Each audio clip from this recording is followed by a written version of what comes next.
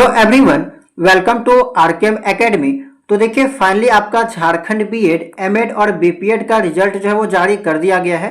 बहुत लंबा समय इंतजार करने के बाद जो है वो आपको रिजल्ट देखने को मिल रहा है। ठीक है, रिजल्ट का पीडीएफ मैंने जो है वो टेलीग्राम चैनल में अपलोड कर दिया है, वहां से आप लोग रिजल्ट को देख लीजिएगा। क्योंकि ऑफिशियल वेबसाइट में अगर आप जाइएगा तो वहां से रिजल्ट जो है वो सभी कोई डाउनलोड नहीं कर पा रहे हैं। ठीक है, इसी कारण मैंने आपको पीडीएफ जो प्रोवाइड करा दिया है। टेलीग्राम चैनल का लिंक जो है वो आपको इस वीडियो के डिस्क्रिप्शन बॉक्स में देखने को मिल जाएगा, वहां से ज्वाइन करके आप लोग जो है वो उस पीडीएफ में अपना रिजल्ट देख सकते हैं। अब देखिए रिजल्ट के साथ साथ जो है आपका फर्स्ट राउंड काउंसलिंग का जो नोटिस है वो भी दे दिया गया है कि कब से आपका फर्स्ट राउंड काउंसलिंग होगा। इसके बारे में आप लोग जो जान लीजिए, ठीक है, कि कौन कौन सा स्टूडेंट फर्स्ट राउंड काउंसलिंग कर सकते हैं और क्या क्या यहाँ पे जो आपको करना होता है। तो ये नोटिस आप लोग देख सकते हैं कि 4/7 यानी कि आज जारी किया गया है। बीएड, एमएड, बीपीएड संयुक्त प्रवेश प्रतियोगिता परीक्षा 2025 के परीक्षाफल प्रकाशन एवं नामांकन हेतु आयोजित प्रथम चक्र ऑनलाइन साक्षात्कार से संबंधित महत्वपूर्ण सूचना। ठीक है, तो यहाँ पे पहला जो पैराग्राफ है उसमें आपका एग्जाम कब लिया गया था उसके बारे में यहाँ पे जानकारी दी गई है। उसके बाद यहाँ पे एक चीज़ ध्यान दीजिएगा कि बहुत लोग ओएमआर सीट के बारे में बात करते हैं कि ओएमआर सीट आपका जो वो कब दिया जाएगा। तो देखिए परीक्षा फलों को अधिक पारदर्शी बनाने के मद्देनजर सभी परीक्षार्थियों का आंसर ओएमआर सीट को स्कैन कर उपरोक्त वर्णित वेबसाइट पर अपलोड कर दिए गए हैं, जिसे दिनांक 6/7/2025 से डाउनलोड किया जा सकता है। यानी कि 6 जुलाई से आप लोग जो है अपना ओएमआर सीट भी डाउनलोड कर सकते हैं। साथ ही उक्त परीक्षाओं के चारों सेटों के प्रश्न पत्रों के उत्तर कुंजियां आंसर कीज परिषद के वेबसाइट पर 12 मई को जारी करते हुए दिनांक 18 मई के अपराह्न 5 बजे तक परीक्षार्थियों से आपत्ति आमंत्रित किए गए थे। परीक्षार्थियों से प्राप्त सभी आपत्तियों के विरुद्ध विषय विशेषज्ञों का मंतव्य प्राप्त कर आपत्तियों का निराकरण करते हुए अंतिम संशोधित उत्तर कुंजियां यानी कि फाइनल जो रिवाइज्ड आंसर की है उसको भी जारी कर दिया गया है एवं उक्त के ही आधार पर परीक्षाफल जो वो तैयार किया गया है। यानी कि मैंने आपको पहले भी बताया था कि 2 बार जो आपका आंसर की आता है, एक बार आपका जो आंसर की दे दिया जाता है, फिर अगर उसमें किसी भी प्रकार का मिस्टेक होता है तो उसको करेक्शन करके फाइनल या रिवाइज्ड आंसर की जो है वो जारी कर दिया जाता है। ठीक है, तो अभी आपका ओएमआर सीट 6 जुलाई से देखने को मिलेगा और उसी टाइम आप लोग जो वो रिवाइज्ड आंसर की को भी चेकआउट कर सकते हैं ताकि आप जो यहाँ पे अपने रिजल्ट का अच्छे से एनालिसिस कर सकें। नेक्स्ट अगर देखा जाए तो उच्च शिक्षा निदेशालय का पत्रांक के आलोक में बीएड, एमएड, बीपीएड पाठ्यक्रमों के शैक्षणिक सत्र 25-27 में नामांकन हेतु फर्स्ट राउंड काउंसलिंग दिनांक 7/7/2025 से आयोजित की जा रही है। यानी कि 7 जुलाई से जो है आपका फर्स्ट राउंड काउंसलिंग यहाँ पे देखने को मिलेगा। तो मान के चलिए कि 8 से जो आपका स्टार्ट हो जाएगा, 7 दे रखा है लेकिन बहुत यहाँ पे टेक्निकल ग्लिच वगैरह के कारण जो वो 7 को नहीं होता है, उसके एक दिन बाद ही आप मान के चलिए। ठीक है, और हड़बड़ी में आपको जो वो काउंसलिंग करना भी नहीं है क्योंकि काउंसलिंग का टाइम अच्छे से दिया गया है, ज़्यादा टाइम दिया रहता है। तो आप लोग आराम से जो वो काउंसलिंग कीजिएगा क्योंकि हड़बड़ी में कीजिएगा तो कोई ना कोई मिस्टेक आप लोग कर दीजिएगा। परीक्षा फल में शामिल धनात्मक अंकधारित अभ्यर्थियों को मेधा स इच्छा के आधार पर ऑनलाइन साक्षात्कार के माध्यम से सीटों का आवंटन किया जाएगा। केवल पॉजिटिव अंक, वैसे स्टूडेंट जिनका पॉजिटिव में मार्क्स आया है वही लोग यहाँ पे काउंसलिंग कर सकते हैं। क्योंकि यहाँ पे जो मेरिट लिस्ट अभी दिया गया है उसमें आपको बहुत सारे ऐसे भी स्टूडेंट होंगे जिनका नाम आया है और उनका मार्क्स जो वो नेगेटिव में होगा, लेकिन वे लोग काउंसलिंग यहाँ पे नहीं कर पाएंगे। ठीक है, जिनका पॉजिटिव में मार्क्स होगा वे लोग यहाँ पे जो काउंसलिंग कर सकते हैं। नामांकन के समय अभ्यर्थियों को सीट आवंटन के अनुरूप वांछित प्रमाण पत्रों की मूल प्रति संस्थान में प्रस्तुत करना अनिवार्य होगा, अन्यथा वे नामांकन से वंचित हो जाएंगे।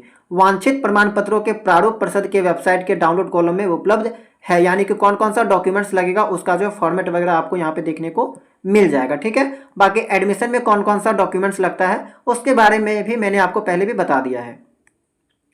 शैक्षणिक सत्र 2025-27 के लिए पाठ्यक्रम उपलब्ध सीटों की संस्थानवार कोटावार सीटों की विवरणी आपको डेस्क के होम पेज पर डाउनलोड कॉलम पर देखा जा सकता है। अभी इसको अपलोड नहीं किया गया है कि किस कॉलेज में कितना सीट है, किस कैटेगरी का कितना सीट है, लेकिन आपका 1 से 2 दिन के अंतर्गत जो है वो आपको इसको भी अपलोड कर दिया जाएगा। वहाँ से आप लोग देख सकते हैं कि इस बार किस किस कॉलेज में एडमिशन आपको जो मिलेगा, किस किस में आप लोग एडमिशन ले सकते हैं। क्योंकि आपको मालूम होगा कि बहुत सारे कॉलेज को इस बार जो है वो मान्यता रद्द कर दी गई है, तो किस किस कॉलेज का लिस्ट में शामिल है वो सभी चीज़ें आप लोग यहाँ से देख सकते हैं। ठीक है, नेक्स्ट है आपका अभ्यर्थियों द्वारा संस्थानों को अपनी प्राथमिकता के अनुसार परिषद के वेबसाइट पर उपलब्ध online counselling for admission in B Ed M Ed B P Ed 2025 link में क्लिक कर दिए गए दिशा निर्देशों का अनुसरण करते हुए विकल्पों को भरा जाना है। विकल्पों को चयन करने की संख्या पर कोई प्रतिबंध नहीं है, यानी कि आप जितना आपको मन करे उतना कॉलेज का सिलेक्शन आप लोग कर सकते हैं। ठीक है, अभ्यर्थियों को सलाह दी जाती है कि वे सीटों के आवंटन हेतु अधिक से अधिक विकल्पों का चयन करें। तो खास करके वैसे स्टूडेंट्स जिनका यहाँ पे कम मार्क्स होता है उनको सलाह दी जाती है कि वे लोग जो है ज़्यादा से ज़्यादा कॉलेज का यहाँ पे जो है वो काउंसलिंग में सिलेक्ट करें। ठीक है, तो स्टार्टिंग डेट देख लीजिए, कुछ इंपॉर्टेंट डेट कि 7 जुलाई से आपका काउंसलिंग स्टार्ट होगा। लास्ट डेट है आपका 14 जुलाई। ठीक है, तो 7 दिनों का, लगभग 7 से 8 दिनों का समय है। आराम से आप लोग फॉर्म को फिलअप कीजिएगा। एडिटिंग इन फ्रीडम चॉइस, यानी कि किसी कारणवश अगर कोई मिस्टेक हो जाता है तो उससे आप लोग 15 जुलाई से लेकर 16 जुलाई के दिन में आप लोग जो उसको करेक्ट कर सकते हैं। फिर आपका जो फर्स्ट राउंड काउंसलिंग का प्रोविजनल सीट अलॉटमेंट लेटर 19/7 को जारी किया जाएगा और उसमें आपको जो सीट अलॉटमेंट लेटर देखने को मिलेगा कि आपका जो है किस कॉलेज में सीट अलॉट किया गया है। उसी के अकॉर्डिंग आपको उस कॉलेज में जाकर जो वो इस दिनांक के बीच में आपको एडमिशन लेना होगा, 20 जुलाई से लेकर 26 जुलाई के बीच में। ठीक है, वहीं पे आपका डॉक्यूमेंट वेरिफिकेशन होगा और आपका जो वो एडमिशन वहाँ पे लेना होगा। जब आपका प्रोविजनल सीट अलॉटमेंट लेटर आएगा तो उसी में आपको क्या क्या डॉक्यूमेंट्स लेके जाना है उसकी जानकारी भी वहाँ पे आपको दी हुई रहेगी। काउंसलिंग का क्या फीस रखा गया है, तो देखिए जनरल EWS BC1 BC2 के लिए यहाँ पे 400 रुपया, SC ST एंड सभी कैटेगरी के फीमेल के लिए आपका 250 रुपया जो है वो लगेगा। यहाँ पे ये आपका फर्स्ट राउंड काउंसलिंग है। अब यहाँ पे एक चीज़ ध्यान दीजिएगा कि लिमिट यहाँ पे नहीं दे रखा है कि कौन कौन से स्टूडेंट्स यहाँ पे अप्लाई कर सकते हैं।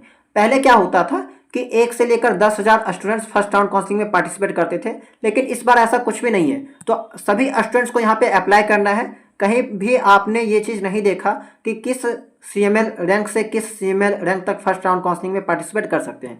केवल यहाँ पे एक चीज़ दे रखा है कि केवल परीक्षाफल में शामिल धनात्मक अंक वाले, यानी कि जितना भी स्टूडेंट्स जिनका पॉजिटिव मार्क्स है, ठीक है, वे लोग सभी यहाँ पे फर्स्ट राउंड काउंसलिंग में पार्टिसिपेट कर सकते हैं।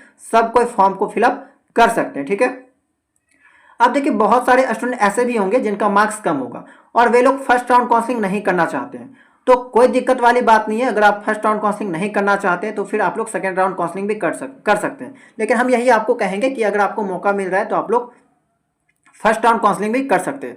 अगर किसी कारणवश आपको फर्स्ट राउंड काउंसलिंग में कॉलेज नहीं मिल पाता है तो फिर आप लोग सेकंड राउंड काउंसलिंग भी कर सकते हैं। टोटल आपका 4 से 5 काउंसलिंग होता है। ठीक है, 4 काउंसलिंग तो मान के चलिए, क्योंकि 4 काउंसलिंग से पहले जो वो यहाँ पे कॉलेज का सीट नहीं फिल होता है। टोटल आपका झारखंड में 13,500 के करीब सीट है। ठीक है, तो बहुत ज़्यादा सीट है। आराम से आप लोग जो है यहाँ पे एडमिशन ले सकते हैं। बहुत सारे स्टूडेंट एडमिशन नहीं भी लेते हैं, लेकिन आपको जो वो कम मार्क्स भी है तो आपका यहाँ पे एडमिशन जो वो देखने को मिल जाएगा। लेकिन उतना भी आसान मत समझिएगा, क्योंकि आपको मालूम होगा कि 50,000 से 55,000 स्टूडेंट्स ने एग्जाम दिया था, 13,500 सीट है। लेकिन हाँ, बहुत लोगों का यहाँ पे एडमिशन हो जाता है। ठीक है, तो इस चीज़ को ध्यान दीजिएगा। तो ये सभी जानकारी था आपका काउंसलिंग के रिगार्डिंग। बाकी जब आपका काउंसलिंग स्टार्ट होगा तब हम आपको जो एक वीडियो के फॉर्म में बता देंगे कि कैसे कैसे आपको फॉर्म वगैरह जो फिल करना होता है, क्योंकि वहाँ पे भी बहुत लोग मिस्टेक करते हैं। ठीक है, तो इस वीडियो में इतना ही। उम्मीद करते हैं कि जितना बात आपको बताई गई वो सभी चीज़ें समझ में आ गई होगी। अगर आपका काउंसलिंग के रिगार्डिंग या फिर एडमिशन के रिगार्डिंग कोई भी डाउट है तो आप लोग कमेंट सेक्शन में पूछ सकते हैं।